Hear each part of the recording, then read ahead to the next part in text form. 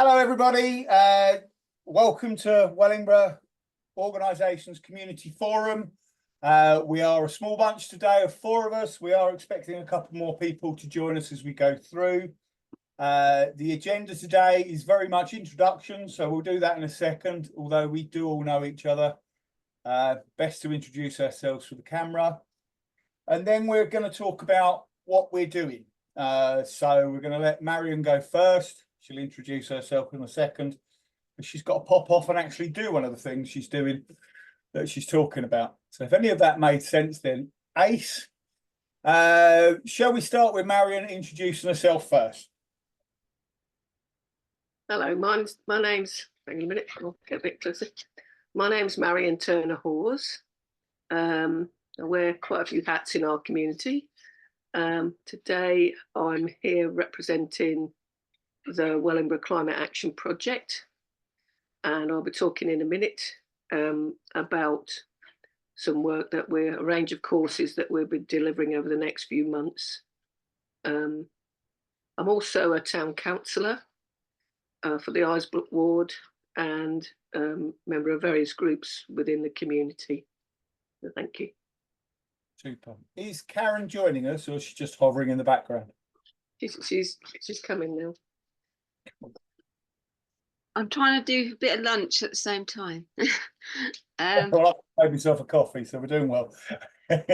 I'm Karon, and I'm delivering one of the courses on self-employment for people, and so good to see people coming along. What else you do?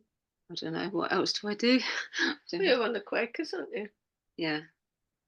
She's an elder. Quakers. Disability support. Yeah. Anyway. She'll tell us all about that in a minute. Shall we move on to Joanne at Wellingborough Town Council?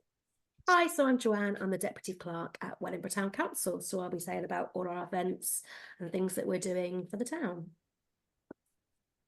Fabulous. And last and probably least is me. I'm Jonathan Hornet. I was a CART member pioneer, which is what rekindled this little forum after myself and Marion started it off as the Community Resilience Forum. Crikey, about 4 years ago now, Marion, I think it was. Yeah. Yeah. Not member pioneer anymore. They scrapped us all, but we're carrying this on because I think a lot of people do find it useful to find out what's going on in the world of Wellingborough and slightly beyond. I'm also one of the organisers at the Eco Hub here, so you can work out for yourself if it looks organised or not. And Wellingborough Eco Group, so I've got quite a bit to tell you about.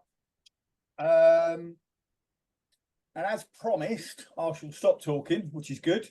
I shall let Marion start and tell us all about what Wellingborough Climate Action Project are doing and their courses.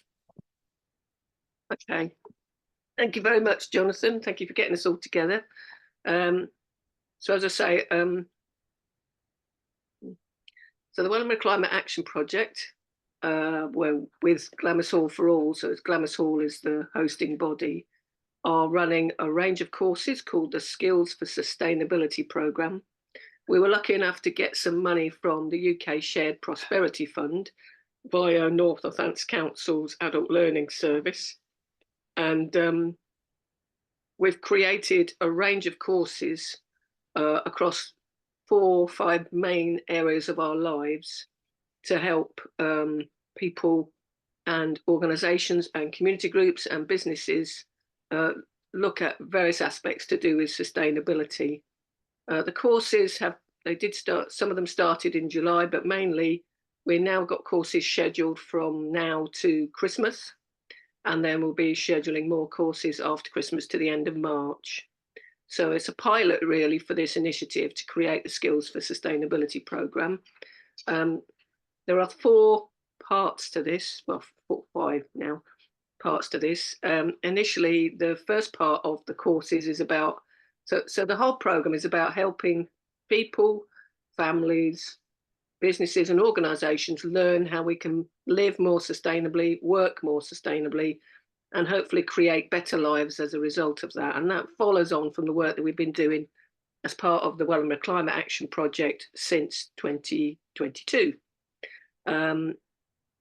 We have the four main areas that the programme will be covering are general skills for living. So the sort of skills that many of us would like to acquire, we haven't got them already, like, the basics of learning how to cook, learning how to sew, repair clothes, make other things.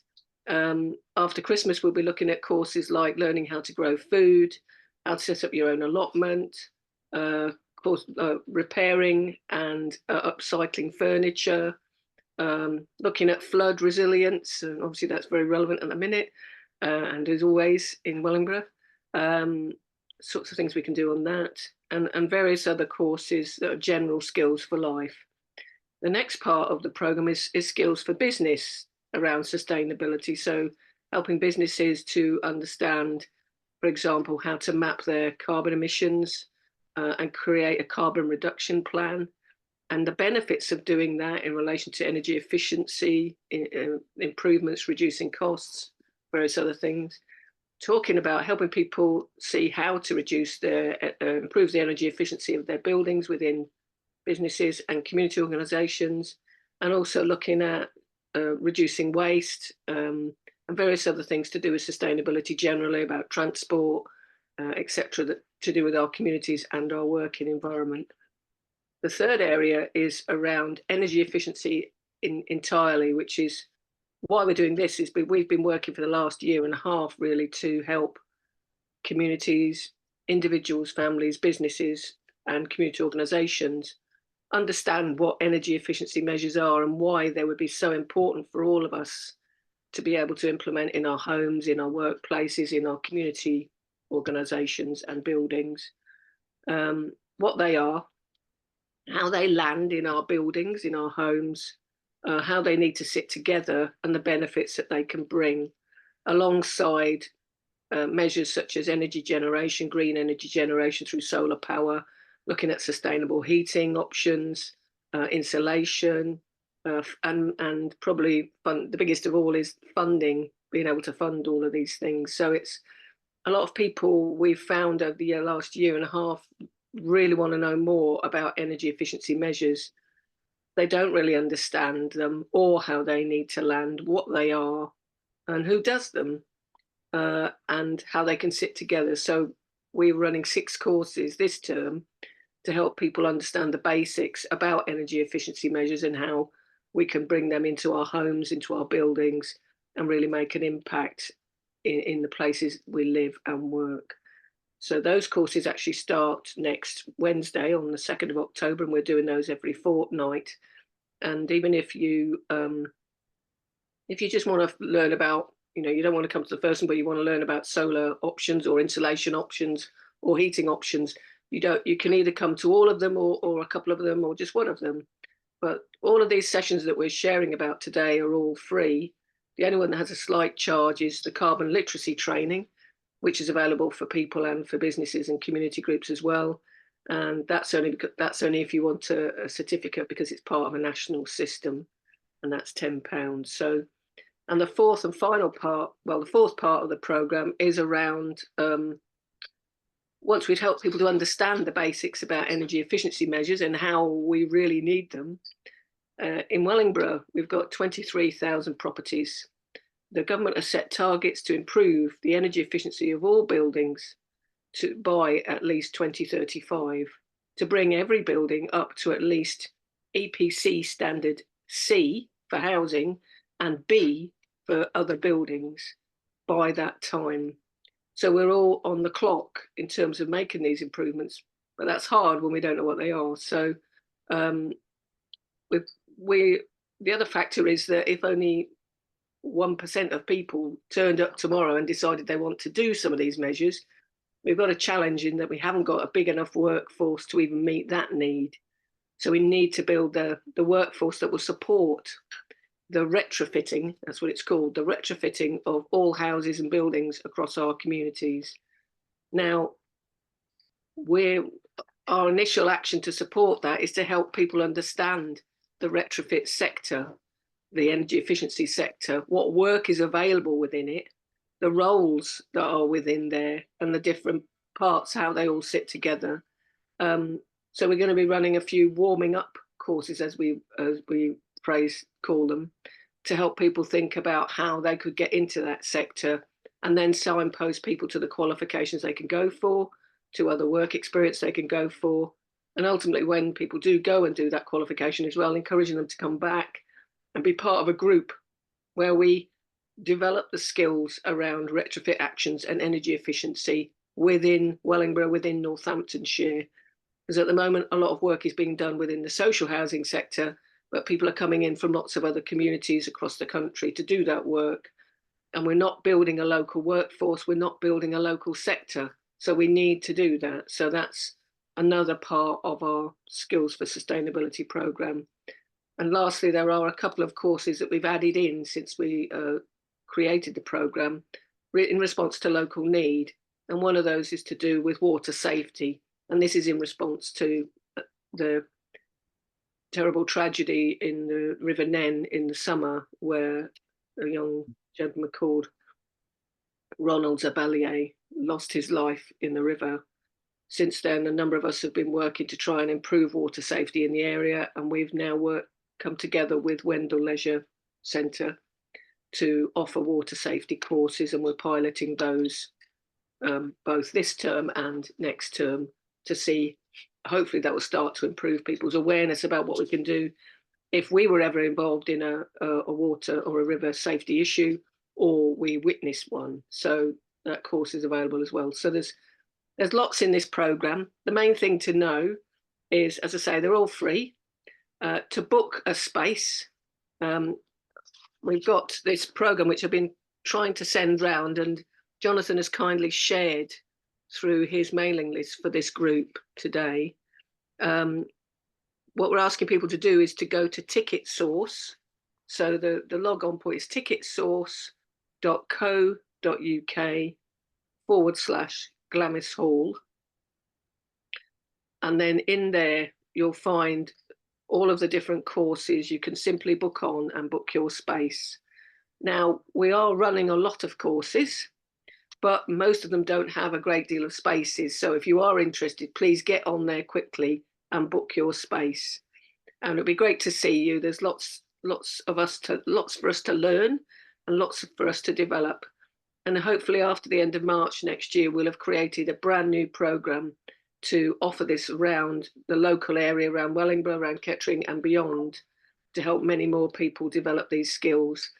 And one of the wonderful things about what we're doing is this is all community led. The people running the courses are either individual trainers from the local community that have a particular skill. They might not have a formal experience in training them, but we're working with them to develop their training skills, which is what I'll be doing in about an hour. And then we've got other people from other organisations that are working in collaboration. So we're creating a network of people and organisations that can run this programme, not just till the end of March, but way beyond that as we develop it and roll it out further across the communities of North Northampton and hopefully the county as a whole. So has anybody got any questions? I know I've been speaking for a while. Has anybody got any questions? I don't know, probably more of a statement than a thing. I walked past Emma's how to sew by hand class last night and stuck my head through the window, and it's a lovely little group. Everybody's really seems to be getting a lot out of it, and it's the second week that that's been going, so it's nice to see that they've all come back, all but one, but they've sent their apologies. They're coming back next week. So clearly there is a demand. I think there's about sort of 6 or 7 on that, plus Emma, obviously. It's lovely to see. It's lovely to see that people are getting stuff out of it. Yeah, so obviously, sorry. go on. I think sorry, go on, you go. I think the thing is, this is the magic of it. I mean, some of it's technical learning, others parts of it is real relaxation, developing skills, things you perhaps wanted to do but never got a chance to do. You know, it's going to be a whole plethora of things. You know, Emma's classes around sewing. Then I know she's offering a course around making eco jewellery from waste materials. Obviously, we're going to have a course around making green cleaning products as well towards the end of this term. Karen's doing her course around self-employment. There's courses around carbon literacy training. So that's really helping people to understand the basics about the climate emergency, the scale of it, but also the real practical things that we can do in response. The sessions about learning about sustainability awareness generally, and how we can use that to guide our lives and create better lives at the same time. So there's lots going on, and even already, we've only just started, but there are a lot of organisations and people starting to talk to us about other sessions, about other courses, about helping other people in other ways.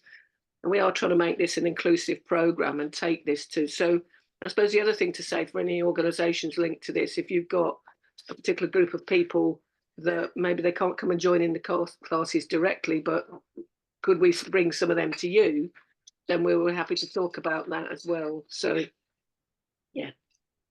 Definitely. And I believe you've got some photos and stuff to share from Emma's class. Probably unfair whilst they're still doing it, but it'd be nice to document it as well and to see what's up. So is it I read the thing this morning, the prospectus, I think that's the posh word for it. And there are sort of quite a few groups of people that you're trying to sort of identify helping. Yeah, it's not exclusive for those groups, but we are trying to, the whole Shared Prosperity Fund, and particularly people in skills, is trying to target people that often end up at the margins, whether people are from different ethnic groups, or whether they're living with health conditions or disability, or they're under, or over 50, so that's most of us, some of us, or me, or whether they are, a number of people are living in deprived communities in our area. So it's a broad group. Some people said to me the other week when we were at the Green Festival, telling people about this programme, oh, well, I don't fit in that. And actually, even if you don't think you do, it's okay. You can still register on the courses, because a lot of what we're trying to bring to people is particularly on the energy efficiency measures, etc., is information that they perhaps wouldn't get from elsewhere. So it's really important that people don't exclude themselves, but just actually look at the courses. If you're attracted to them, register, come along and enjoy them. And obviously we are trying to help lots of different people, but what our message and our approach is about building networks in community. So, how can we help each other on these transitions, whether as individuals, families, people living in the same street or the same block, local businesses and community organisations, rather than trying to address the challenges in silos or in different groups. How can we come together? And so I've gone into the darkness now. How can we come together to help each other move on and learn together? And that's what we're about. So people might not fit in a particular group, but they are part of our community. So therefore you are in that group. So come and join us and come and take part and enjoy the sessions. Thank you. Okay. Would Karon like to say anything, since she's sort of hiding behind you a little bit there? Yeah. Table going to collect? No, Marion, not like that. Hello. Hello again. Hello. So yeah, I'm going to lead the self-employment group, but it's for anyone that just wants to explore what self-employment is. They might just think, oh, one day I'd like to be self-employed, or I've always fancied having my own business, and don't know if they could do it or not. But they just want to explore the subject. So there's no things that you have to be self-employed by the end of it or anything like that. It's just having a go, joining in the sessions, and hopefully it'd be quite a fun class, people sharing ideas, and something people enjoy coming to. Really, that's my aim anyway. And if at the end of it people don't become self-employed, that's okay, but it's just seeing what it's all about, because there's a lot of things about people think, oh dear, no, self-employed's got all that paperwork and this, that, and the other. And it doesn't have to be so complicated. And also, there's support out there.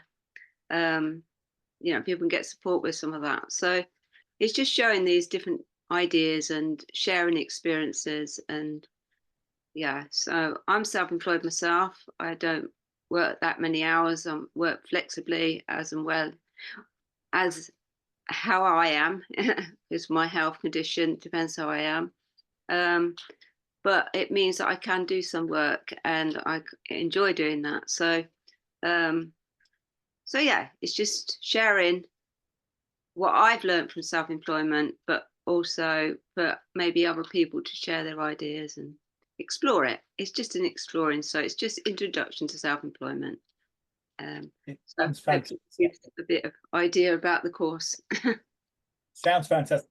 Does it? I get that way so I can see Karon again. She's determined to get in front of that camera. You and obviously Marion do quite a lot to support people with disabilities as well. Is that something that might dovetail with this course that you're offering? Yeah, well, I've written the course in a very easy read way. So, and it's trying to make it as practical as possible as well, so it's not. So yeah, hopefully any level of person can enjoy the course and get something out of it. So what about our experience in doing that?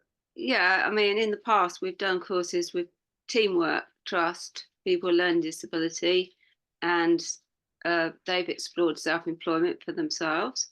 And I actually I do support a couple of people with disabilities who have set up their own business, but they couldn't do the paperwork side of things. So I've helped them on that side.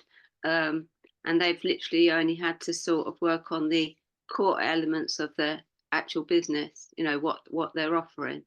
So so someone might come, as we've had in the past, wants to do a bit of gardening, might be good at doing the gardening, but as it comes to doing admin or anything, they have no idea on that side. And we can get support for that for them. And they can just do the actual job of the gardening. They don't have to worry about all the admin side, unless that, with confidence, a lot of them can take a lot of that on. But anyway, so hopefully it's pitched at all levels. So Okay. On this, go on, Marion. Going back again. The thing is, obviously, Karon and I have been doing work to support people who are disabled for many years, and the reality is that most people that are disabled or living with a health condition, if they are working on a self-employed basis. That's the biggest proportion of people with health conditions and disabilities that are working.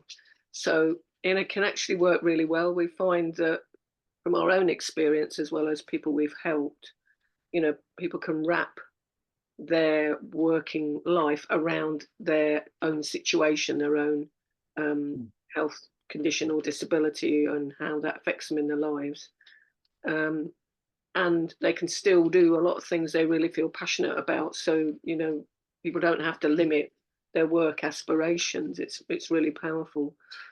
The other thing is that what we've done in the past is show people who perhaps haven't worked before the ways that they can start their business if they're living with a health condition or a disability, and how it links with the benefit system.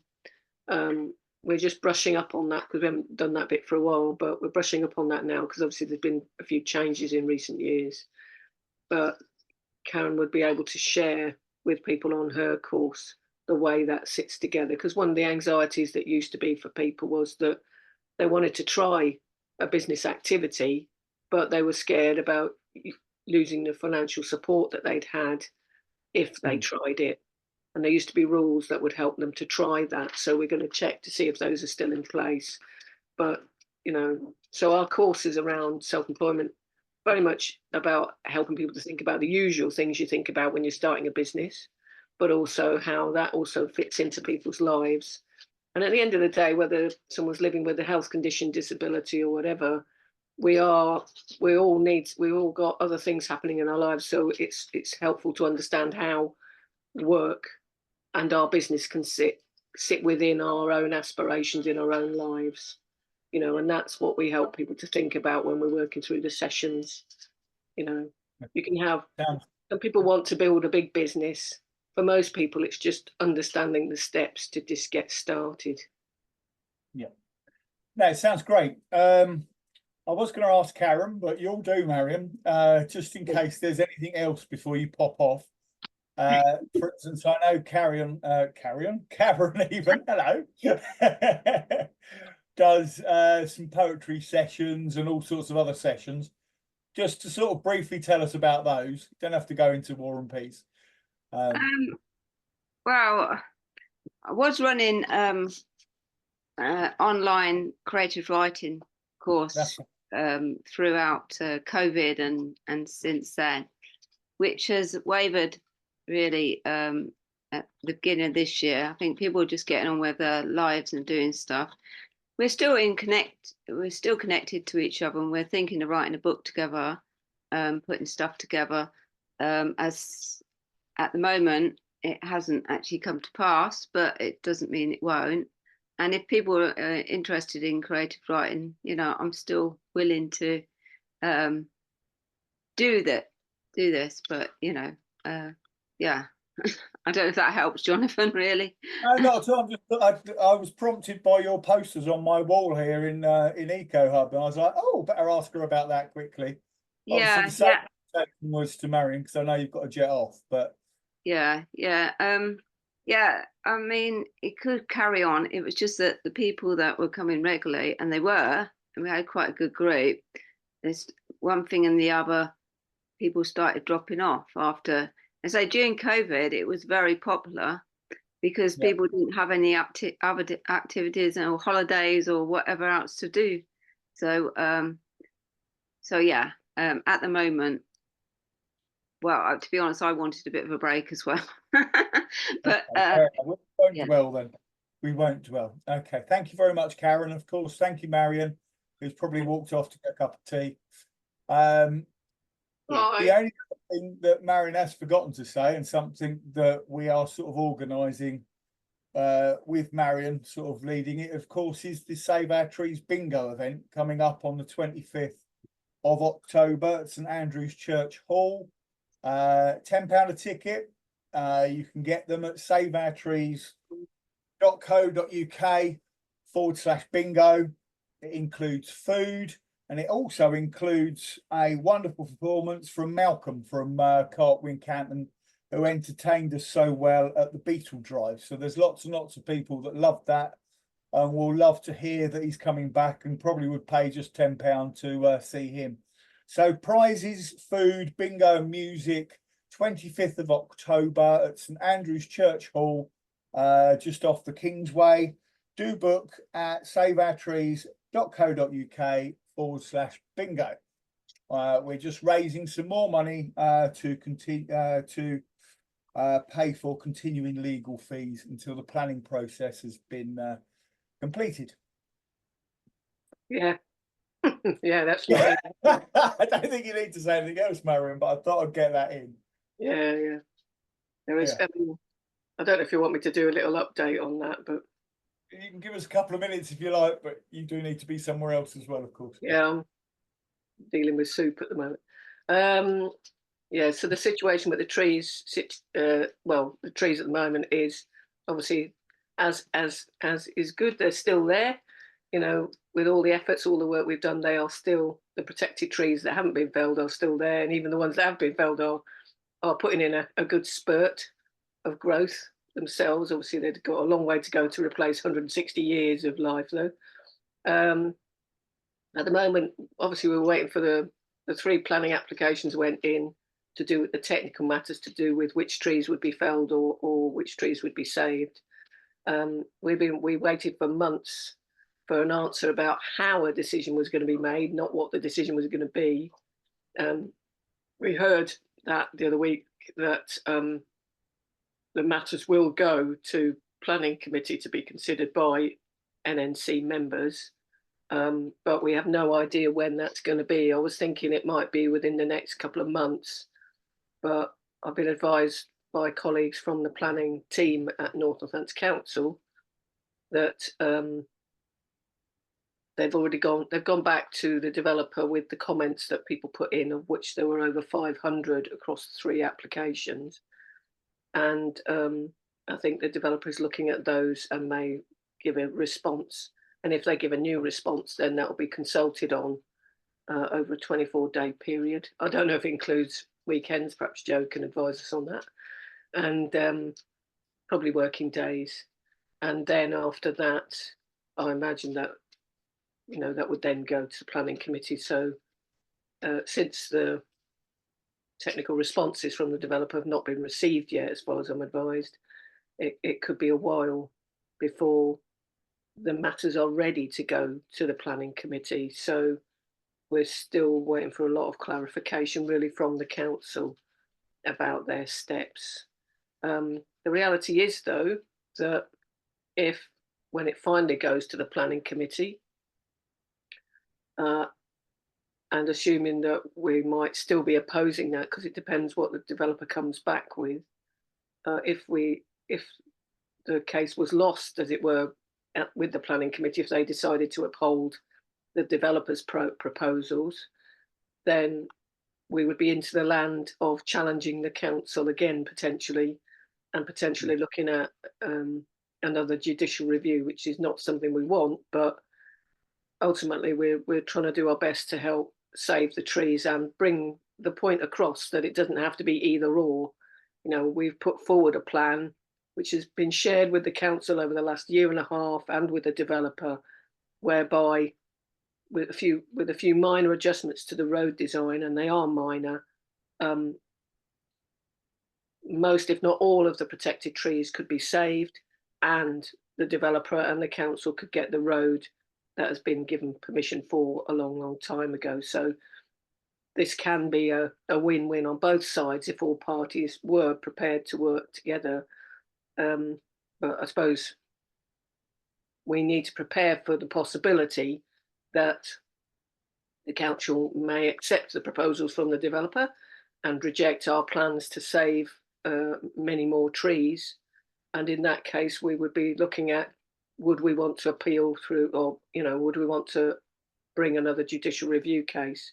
That would cost us all money. We know that's not a cheap process, but we have to prepare for the possibilities. At the moment, we're trying to sort of deal with whatever is coming up, you know, step at a time, but the steps are taking a long time at the moment. So the problem for us, though, is that we don't get to decide when these items would be ready or when they would go to planning committee. It could be quite quick when it does happen, and we need to be prepared for the eventualities after that. Hopefully, the council would see sense of the proposals that we're trying to put forward and try and work to create a solution where the road can be delivered and the protected trees, or the majority of them, you know, a large majority of most of them, can be saved. So that's the position at the moment. It's still very grey, but we're batting through it and doing our best to help keep people informed as much as we can, given the lack of information. So there you go. Thank you very much. We'll let you carry on battling through your soup. Anyway, we better go, and thank you. Thank you for letting us join in, and we'll see you all soon, and have a lovely weekend. Take care, Joe and Jonathan, and we'll see you soon. Bye. See you later, Marion and Karon. Bye-bye. Thank you, everybody. Okay, Joanne, I guess it's your turn, seeing as there's just the two of us. What's the wonderful Wellingborough Town Council got in store for us in October and beyond? So we're carrying on with our Why Wait campaign as part of the climate change action that we're currently underdoing. October is going to be litter and cleanups. So I've already been to the Wellingborough Eco Group and to the Wellingborough, so we've got lots of information from them about what they do and what they can offer. And I'm also doing new posters for informing people of how they can report litter problems with North Northants Council, because it's their remit basically. At the end of the day, Town Council hasn't got any powers to do anything. It's all to do with North Northants Council. So I'll be putting some stuff out there just to let people know where they can go to report litter issues and such. So that's the October one. So that'll be coming out to you soon to then share with all your people that you share with. We've got our Halloween event on the 1st of November. So this year we have got a story called The Twins of Swanspool House. A nice little story's been made up by the councillors. We've got the actors again from the Wellingborough Technical Players, I think they are. So they'll be coming along, dressing up, and they'll take you around the gardens, telling you the story as they're going along. And this time there's food included in the ticket price. So tickets are available on our website already. So have a look at www.wellingboroughtowncouncil.gov.uk and search in our events page to book your place now. We've already had a few bookings come through, so it's getting going. I'm hoping we're going to get quite a few people come along. We've also got a Christmas lights event on 30th of November. That's our switch on event. We've called it the Twinkle. So if you would like to have a stall at our event, please contact Emma Williams, our projects officer. She's organising it all. Her email is projects@wellingboroughtowncouncil.gov.uk. She'll be able to give you more information about how to have a stall at the event. It starts, I want to say, from 1 o'clock. So we've got lots of entertainment planned, and then also the castle have got their pantomime, so their panto people will be coming over as well as normal, and we'll have someone switching on the lights at 6 o'clock, I believe. So that's going to be another fun event. Emma's also running a Christmas wreath making sessions. We're going to have 2 sessions this year, which is different. We usually only have one. One's on the 29th, I think, in the evening, and one's on the 30th in the morning. They're going to be at the library. But again, visit our website and there'll be more information of how you can book. I think it's £25 per ticket. It includes all your equipment and all the stuff to make your wreath. You can just bring some extras if you've got some extras at home, or there are little bits that you can purchase on the day for as little as 10p, but the majority of it is free. Then we've got obviously Remembrance on the 10th of November. We've got the Remembrance Parade with all the cadet groups that come along, and a nice service. We're working with the Royal British Legion again this year, so that service will run on the 10th of November at Broad Green, Cenotaph. We have our park runs continuing on a Sunday morning, 9 o'clock in Croyland Park. If you're 4 to 14 and enjoy a good run, come along. Also, we're looking for volunteers too, so if you would like to come along and volunteer, that'd be fantastic as well. Just turn up Sunday, 9 o'clock, Croyland Park. There'll be somebody there that can talk to you more about it. And then we've got our newsletter. Our next edition's coming out at the end of October. Deadline date for anything that you want to go in there is Friday the 11th. So get your posters, your editorials, all into me, Deputy Clerk at wellingboroughtowncouncil.gov.uk, and I'll try my best to get them all in there. It's growing and growing every time. So yeah, the more we get in there, the better really.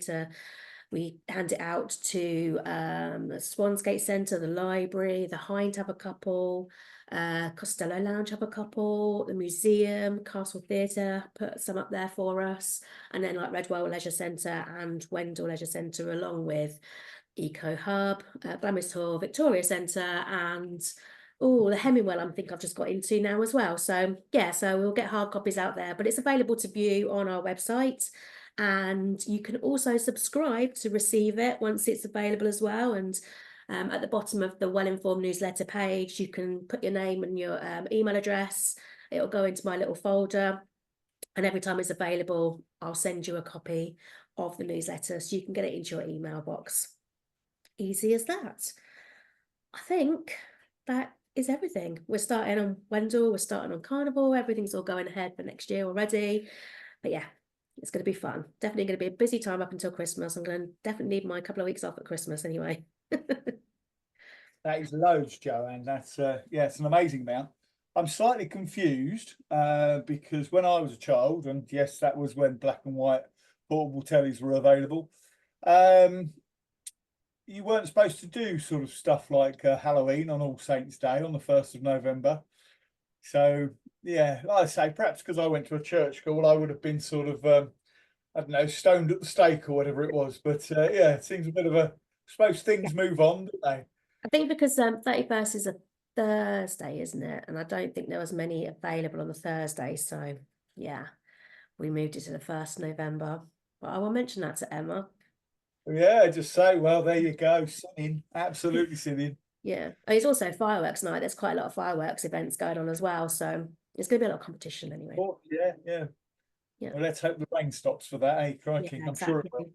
Sure it will. Okay, well, that's a stack of stuff. Obviously, how do you see anything like this? Because you've said a load of stuff there. You've obviously got a website and a Facebook page. I believe you're on Twitter as well.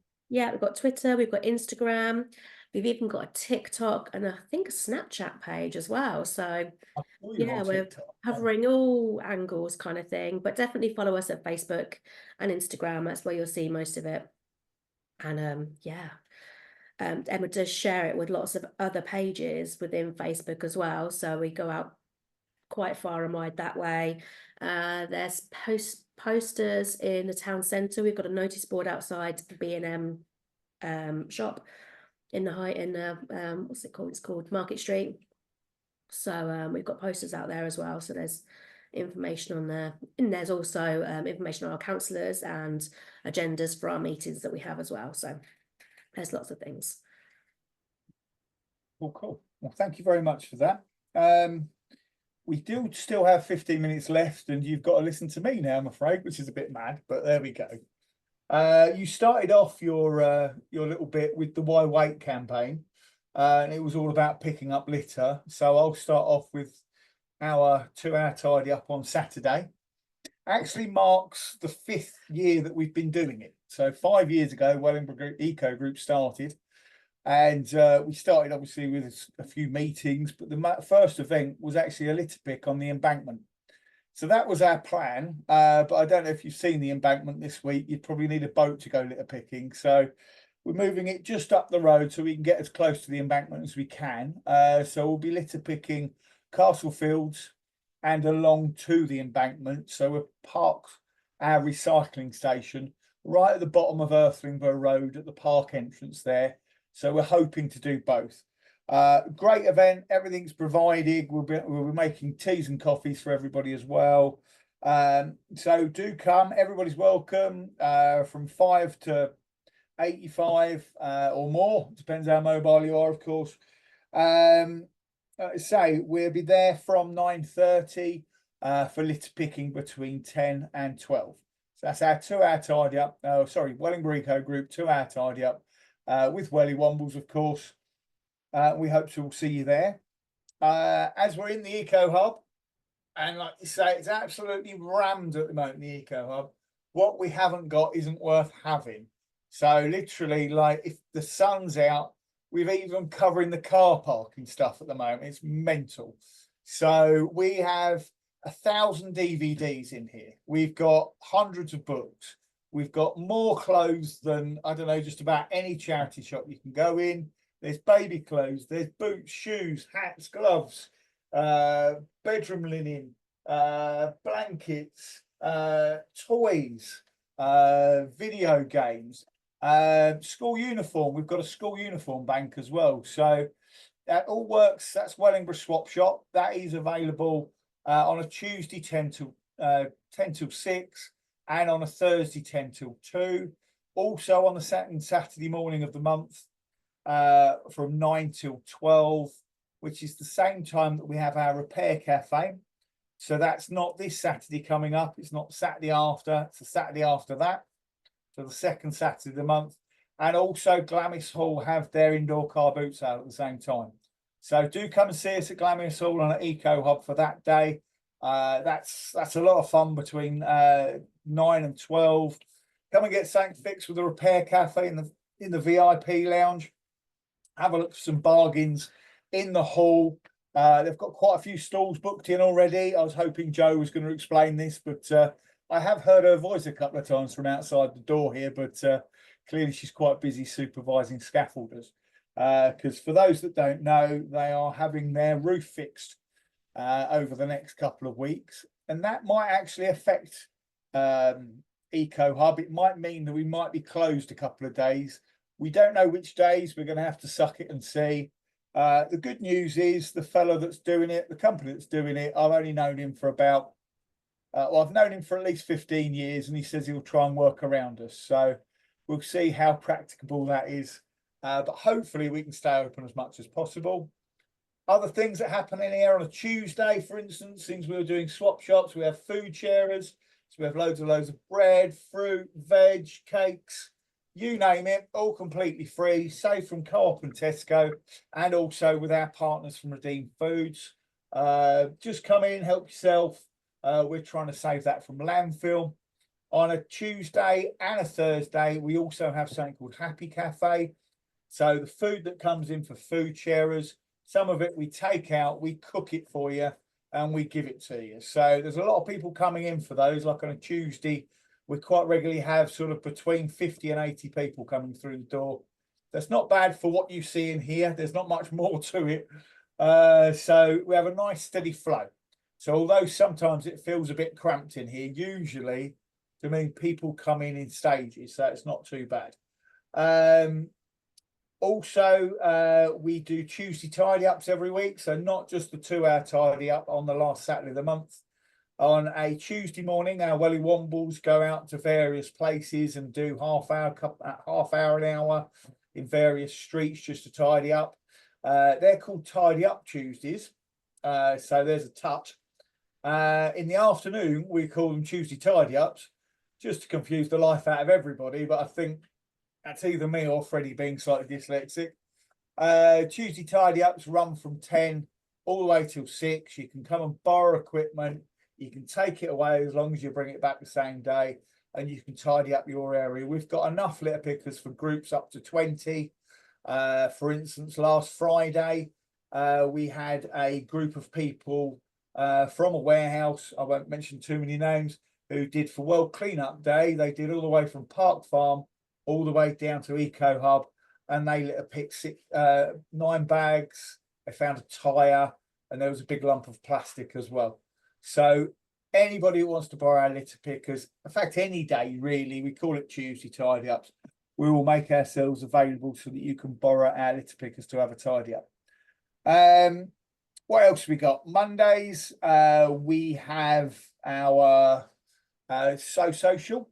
So lovely bunch of ladies. Funnily enough, a few of those people are on what Marion was talking about earlier, Emma's how to learn how to sew. But they come on a Monday night, 6 till 8 p.m, possibly 9 p.m, because they like to talk, and spend the night away making things, repairing things, and mostly chatting and drinking tea. Wednesdays, we have a group called Noughts and Crosses. It's a Polish community group, very popular, nice sort of mother, father, and child group. They're trying to do things in Polish, so they'll take part in Polish activities. They quite regularly have little eco projects just to tie it in with the eco group.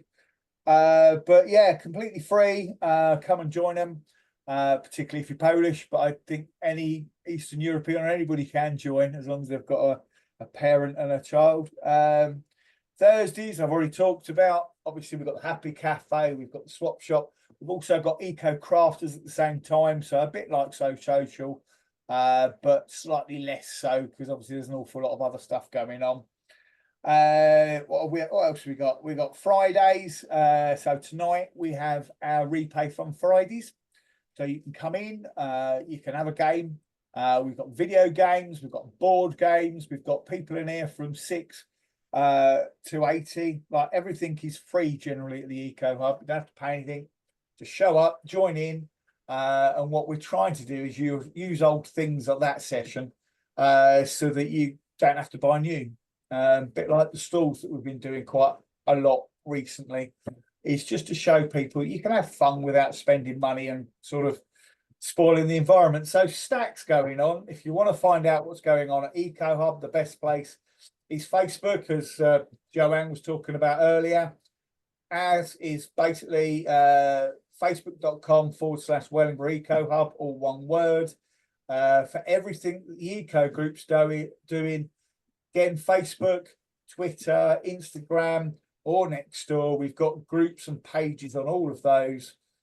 Just look for Wellingborough Eco Group. So, for instance, Facebook is facebook.com/groups/Wellingborough Eco Group. Same with Twitter, but without the groups bit. Actually, no, that's Welly Eco. So there you go. Loads going on. What else have we got? Oh, talking about Glamis Hall. Glamis Hall, as I said, are having their roof repaired. The lovely people at Co-op Wincanton are doing a cycle ride.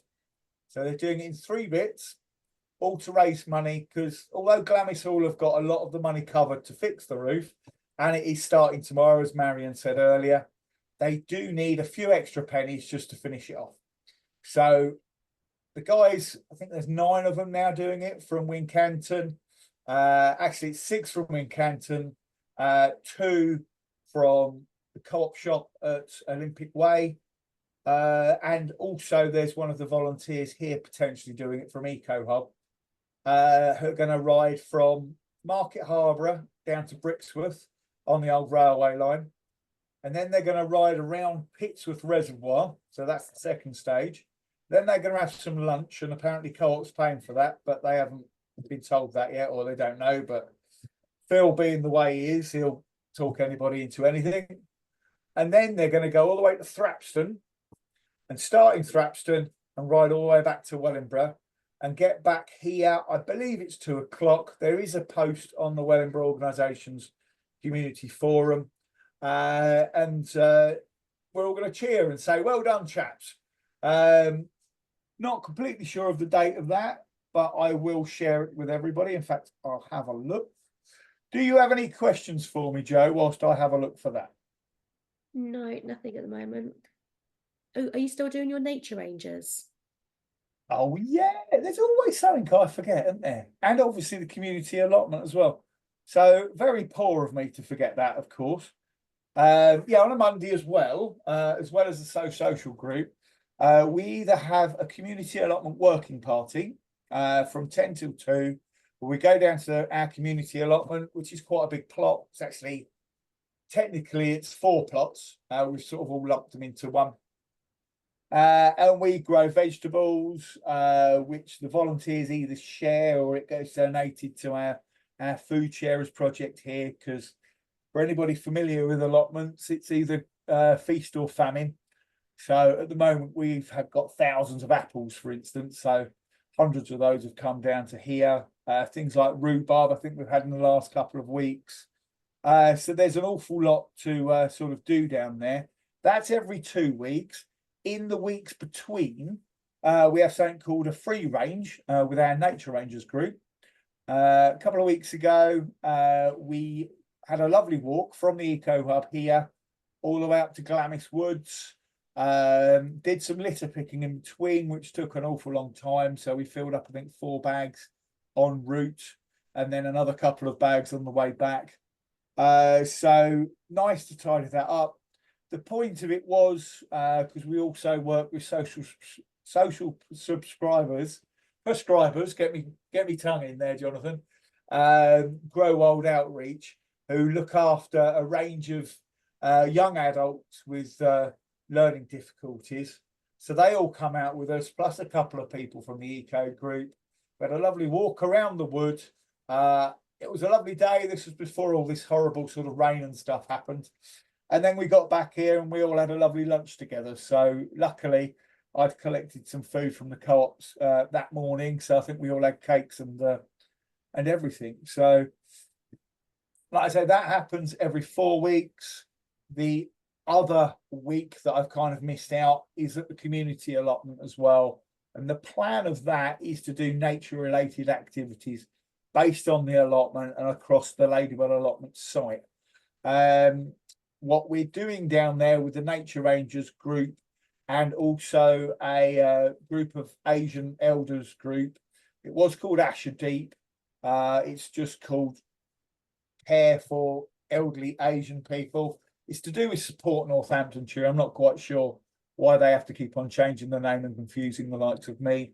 We're going to build a barn down there, and it's going to be a workshop. So even in the winter, we can all get in there and make things and be useful, and share our community allotment, because everything the eco group does is about sharing with everybody that comes down there. So there's one Asian group there. There's another group from the Victoria Centre that also want to get involved. So I'm hoping to sort that out. I've just seen something from you, actually, Joe. The community awards. You didn't talk about those. Oh yes, of course, and the grants as well, actually. So we have grants available for the local community groups and organisations to apply for. It's up to £1,000. Our next round ends beginning of January, I think it is. So look on the Wellingborough Town Council website, search for grants. Page will come up. There'll be lots of information on there, what the date is, what the qualifications are that you need in order to apply for a grant. And then we've also got, what did you call it? Oh, community awards. So nominate that person that you believe is substantially fantastic in Wellingborough. Send them all through to the clerk. And yeah, well, we have got our annual town meeting scheduled earlier next year because of the elections in May. So next year it'll be the 20th of March, I believe, when the awards will be given out. So get your nominations in before December, and they'll be looked at in a finance and governance meeting in January, and then we'll notify anyone who's been nominated to come along, and we'll announce the winners at our annual town meeting in March. Are there any limitations on that, i.e., could you vote for one of the council staff or councillors, for instance, for that award, or is that not something that you would entertain? As much as we would probably like that, I don't think so. No, you have to read up on the terms and conditions. Thank you very much, Joe.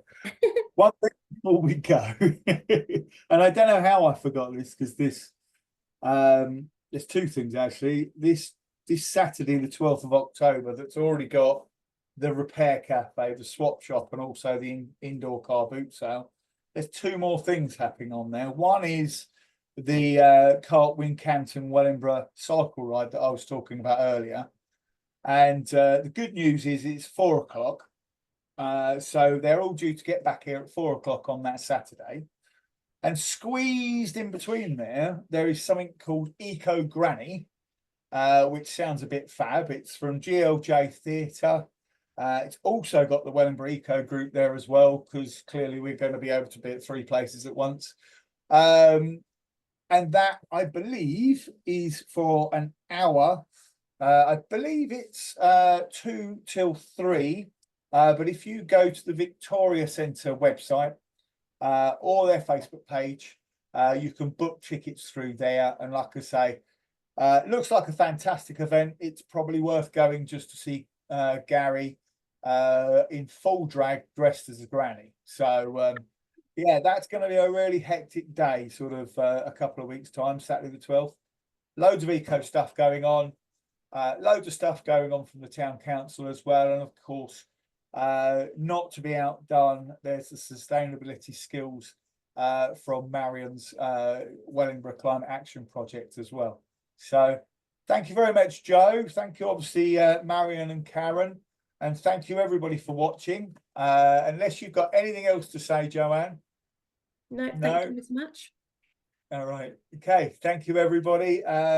We hope you enjoyed our video. We'll see you on the last Friday of October at 1 o'clock, either at Eco Hub or on Zoom. Thank you, everybody. Bye-bye. Bye.